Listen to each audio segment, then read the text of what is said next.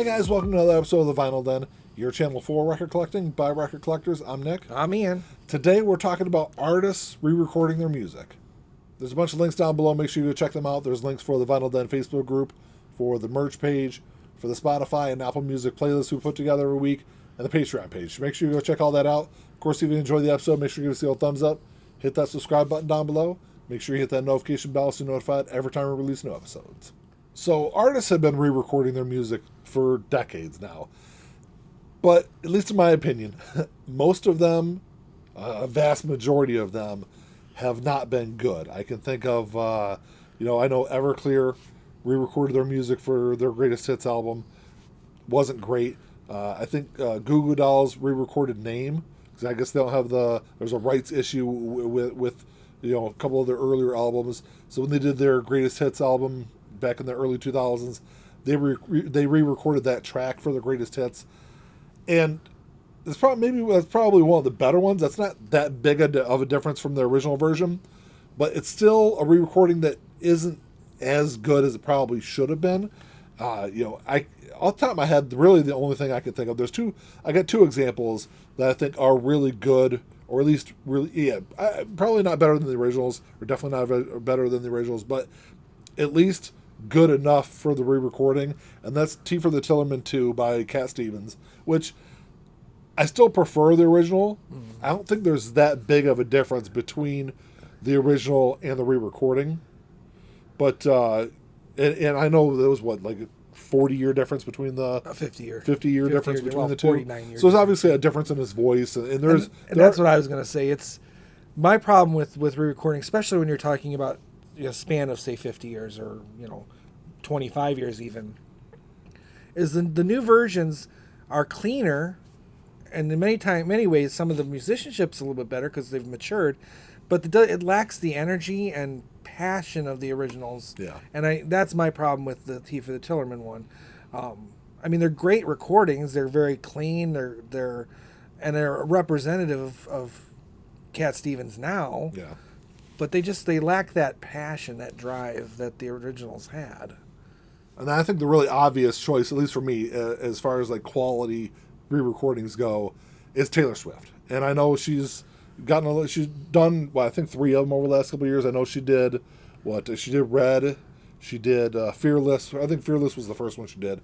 Then she did Red, and then I don't remember what the third one she just released was. But all 3 of them have been really good. But I think what makes those re-recordings so good, first off, I think the music that goes along with her vocals might be a little bit easier to re-record. The way that they were originally recorded, the drum tracks and things like that are a lot easier to duplicate. But her vocals, going now as someone in her early 30s, I think she's in her early 30s now. I was shocked if she was even 30 yet, but I think she's definitely over 30. But I think her vocals now, compared to a teenager recording her first several albums, I think her more mature voice now, I think, lends or plays better with those tracks. And I think with her, we're not talking about someone in their 20s and then re-recording something in their 50s. Yeah. This is, like you said, a teenager to... Or 20s to 50s. Right. Or 70s. 70, yeah. So with her, it's teens to, like you said, maybe late 20s, early 30s. She's still in her groove. She's still at her peak. And I don't like Taylor Swift music, and I couldn't tell... I've never listened to any of those back-to-back or anything. Yeah. I've heard some of those songs, but I respect why she's doing it too. Yeah. It's not just a money grab. It's really about taking back what's rightfully hers. Ownership of her music. Ownership of her music. So even if they weren't good, I would still at least respect them for that purpose. Yeah. But I think as far as the 3 re-recordings from Taylor Swift go, I think her latest one, which is Speak Now, which was, it was 10 years since it was first released, somewhere around there. That's a big enough gap, I think, in her career, like I said, to have her vocals be so different. Musically, if you go back and listen, of course, I've got all the original versions on vinyl. I've got all the re-recordings also. But I've never been a huge fan of the album Speak Now. the re-recording, I think, is a much better Right. release. Not, and of the three re-recordings, I think it's probably the better of the three. And like I said, I think it's great that she's doing it now while she's still in her peak, Yeah. rather than, when she's in her 50s and her vocals are weaker, and because that's the examples I have of re-recordings. That's part of the problem. Even my favorite band, Jethro Tull, they re-recorded a bunch of songs for their 25th anniversary box set. And there's some exceptions to that where I think that's, that decision, that, guitar riff was better that way. And the flute's a little bit more intense and brought more to the forefront a little bit. But overall, they're weaker versions of those songs because they're artists who are re-recording in their 50s what they recorded in their 20s. It just doesn't have the same oomph and energy that the originals I think the other thing that hurts that specific recording is the fact that you've got people that didn't originally make the music re-recording it. Right. So and it's that's going to not be always a bad thing, but I think in this case it might be. Yeah, but when you have something where you have musicians, a couple of decades later, trying to recreate what somebody else did, Right. I think it's always going to be kind of hard to kind of put that magic back together. And you could argue that even again, Ian and Martin, who were on all those recordings originally, trying to recreate what they did originally. It just doesn't always translate. Another example is Twisted Sister. They re-recorded their entire Stay Hungry album. Yeah.